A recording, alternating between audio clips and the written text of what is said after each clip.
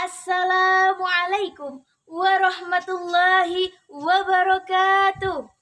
Alhamdulillah, alhamdulillahilladzi ja'ala hurriyata wahdah walladzi sadaqa wa'dah wa nasara 'abdah wa 'azza jundah wa hazama al-ahsaba jundah. Asyhadu an la ilaha illallah wahdah la syarikalah wa asyhadu anna Muhammadan 'abduhu wa rasuluh la nabiyya ba'dah ila yaumil qiyamah. Yang saya hormati Dewan Juri yang arif dan bijaksana, dan yang saya hormati para penonton dari seluruh penjuru dunia, dan yang saya sayangi teman-teman seperjuangan. Puja, marilah kita panjatkan kepada Allah Azza wa Jalla yang telah menciptakan antum wa antuma yang cintanya tiada tara kepada kita semua. Syukur, marilah kita panjatkan kepada Allah Rabbul Ghafur yang telah menciptakan tukang cukur, tukang bubur, tukang sayur, tukang kubur, dan tukang gali sumur yang insya Allah senantiasa bersyukur. Salawat semoga selalu mengalir deras kepada Rasul pemimpin umat yang kelak dapat memberi syafaat di hari kiamat, yakni Nabi Muhammad Sallallahu Alaihi Wasallam. Pada kesempatan lomba kali ini, saya akan membawakan pidato dengan judul Biogrid Qur'ani Generation. Wes, ngeri tau? Ngeri marah, ngertos artinya boten.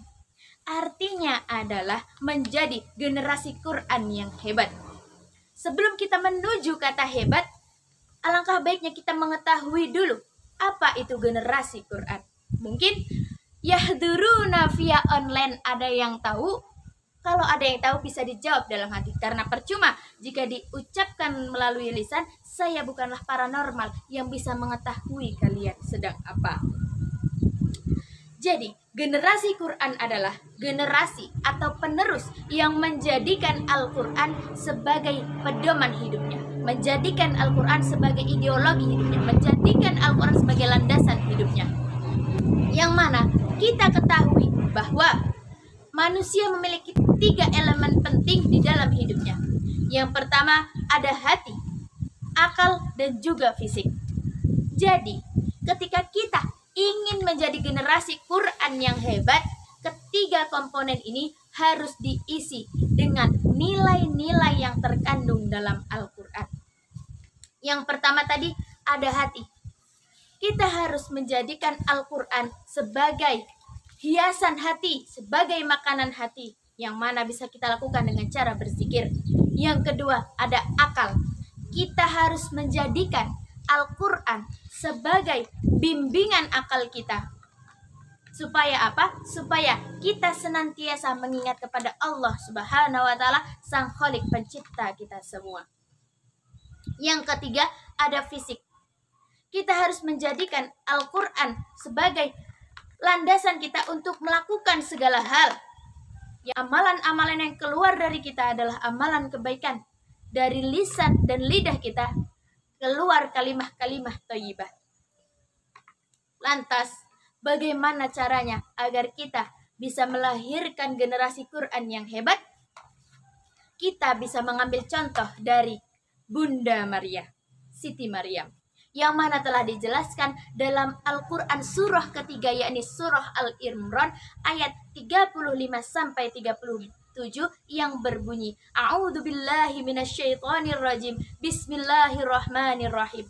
Idz qalat imra'atu Imrana, Rabbi inni nazartu laka ma fi batni muharraran fataqabbal minni innaka antas samiul alim. Falamma wadu'atha qalat Rabbi inni wadu'tuha unsa wallahu a'lamu bima wadu'at wa laysa dzakaru kal unsa wa inni sammaituha Maryam wa inni u'iduha bika wa dzurriyyataha minasyaitonir rajim. Fataqabbalaha rabbuha biqabulin hasanin wa ambatnaha nabatan hasanan wa kaffalaha Zakaria. Walamma dakhala 'alaiha Zakaria al-mihraba qala ya Maryamu anna laki hadza qalat huwa min indillah innallaha yarzuqu man yasha'u bighairi hisab. Al-ayah. Yang mana artinya bisa teman-teman lihat sendiri dalam Quranul Karim. Jadi di sini kita bisa mempelajari siapa nama ayahandanya Siti Maryam? Imron. Dan ibundanya siapa namanya? Hanan. Imron dan Hanan menikah. Lantas apa yang terjadi? bukan hanya sekadar lahir seorang Maryam, tapi dari awal Imron dan Hanan sudah memiliki visi.